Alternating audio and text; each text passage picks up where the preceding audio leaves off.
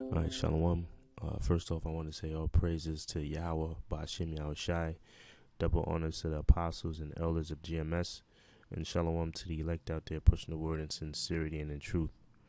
All right, my name is Nazar Khad. This is GMS Precepts, and pretty much the show I'm going to touch on today is the situation in Libya.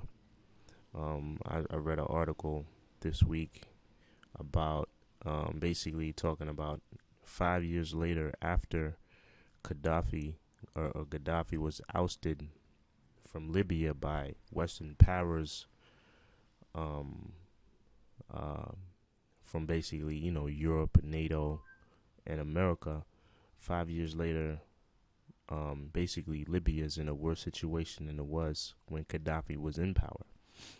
All right, and this is after America and NATO they promised to liberate the people from their uh, wicked dictator who was killing his own people and and and doing basically they demonized them when in fact when Gaddafi was in rulership, um, the Libyan people were in a way better situation than they are right now. All right, and I'm gonna go into before I get my few precepts. I'm gonna go into the situation prior to him being ousted because he in fact he really did a lot for his people. You won't read or hear that too much in the news at that time, but um, I'm just gonna read a couple of facts that he did for his people. All right, and I'm gonna go into the real reason why he was ousted. Okay, because it wasn't that he was killing his own people. In fact, he was trying to kill people that were trying to take over. All right, but that's another story. But I'm gonna get into some facts. One thing that he did for the people of Gaddafi or the people of Libya was education was free. Education and healthcare system were free. Um, in America, education is big business, but over there in Libya, and healthcare in America is big business, but in Libya, education in the healthcare system was totally free, and if you wanted to further your education and you couldn't do it in Libya, the Libyan government would pay for a way for you to get your education, whether it be um, overseas. It would be paid for. Okay. They also had the largest irrigation project. All right, which basically um, it supplied water. It supplied fresh water to different parts of Libya. Okay. He deemed it. He called it the eighth wonder of the world because um, it did take a long time to build, and it was very complex, but he did it, and he provided fresh water in Libya. All right. Um, Also, if you wanted to um, start a business in farming, it was free. What the government would do was they would they would give you a house, they would give you livestock and seeds, all free of charge. If you wanted to start your own business in farming in Libya, electricity was free. All right, so you wouldn't get a bill from PSE&G talking about, yeah, you 2 months behind rent. This is a shut off notice. You got to pay. You got to pay your light bill. You won't get that in Libya. Why? Because electricity was free. The literacy rate. Like I said, education was a big thing for he felt for Libyan people. Before Gaddafi got there, the literacy rate for the Libyan people was 25%.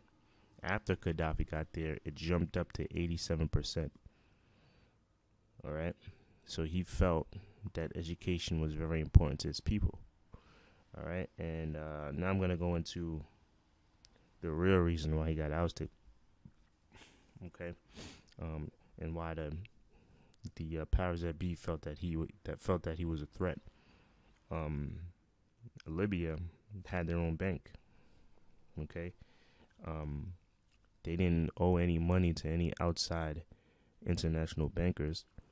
They had their own bank, and they would give out loans to the Libyan people by law at 0% interest. Okay, so once the bankers, in order to take over a country, they gotta make you in debt to them. They couldn't do that with Libya. All right. So that's one reason why he was a threat and why he was ousted. The second reason, which is the biggest reason of the two, is that he wanted to create his own currency. I believe it was called a dinar. Okay. He wanted to create his own African currency, and if you wanted to buy oil from him, mind you, Libya has one of the biggest oil reserves in the world. If you wanted to trade with him as far as oil, you would have to use a dinar. All right, which would totally disrupt the whole economic system of the world. If you introduce another form of payment or currency, it will, and the main currency is supposed to be the dollar and the euro, that's gonna totally fuck up the dollar and the euro. So that's why the international bankers, powers that be, they felt, yo man, we really gotta get rid of this guy, man. Because let's say if we allow him to do it, it's gonna be a chain reaction, and the other countries are gonna do it. We gotta take care of this dude. So that's why they created the propaganda of him trying to kill his own people, when in fact he was trying to kill people just that were trying to take him over. All right, but you look at the situation now, 5 years later, Libya is in a worse situation than it is prior to when he was there. Okay, now you've got a migrant problem. You've got people that's trying to leave Libya and go to Europe. They're drowning on their way over there. Okay, you've got poverty has skyrocketed. All right, so the way they're dealing with Libya after shows you their true intentions, because once he was dead, they washed their hands and they walked away. All right, but you know what? That's part of Esau, aka the so-called white man's EO. That's what he does. All right. First scripture I'm gonna get is in John 10 verse 10. It says, "The thief cometh not but for to steal and to kill and to destroy."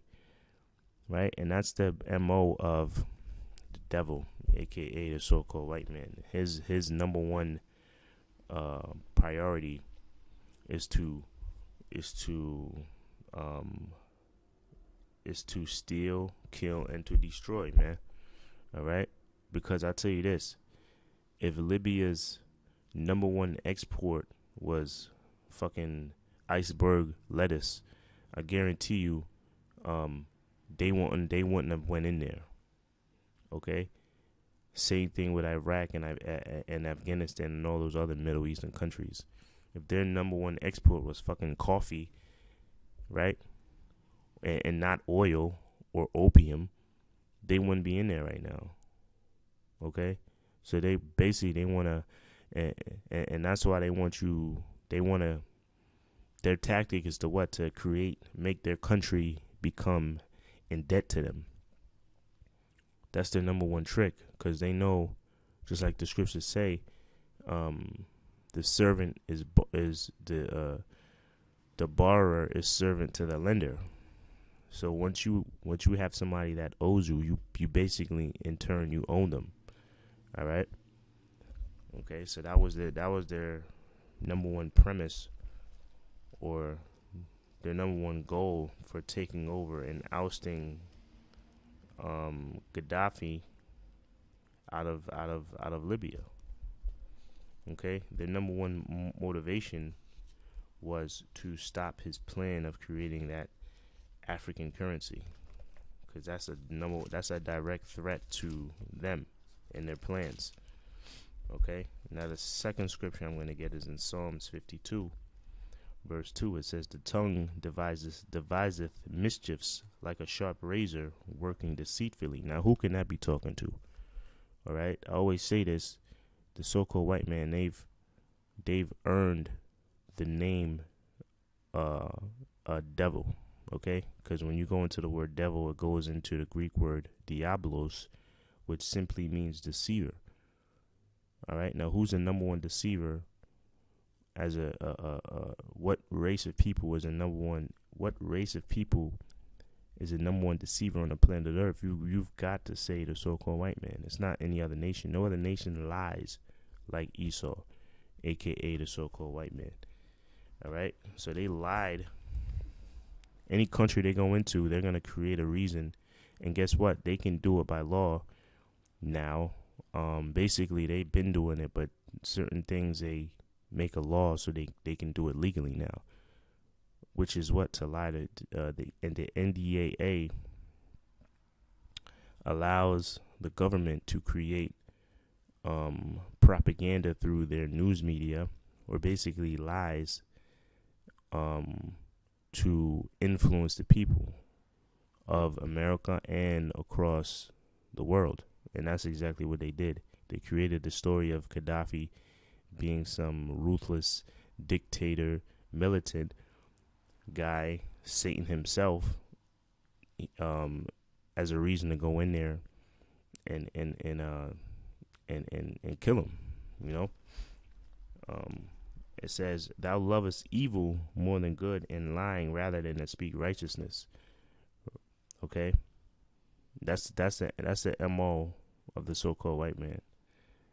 All right, and that's what he does. That's why they've earned the title, like I just said. That's why they've earned the title, the devil. Okay, because they're the number one liar and deceiver on the planet Earth. All right, so that's the points I wanted to touch on as far as the Libya situation. Until the next show, shalawam.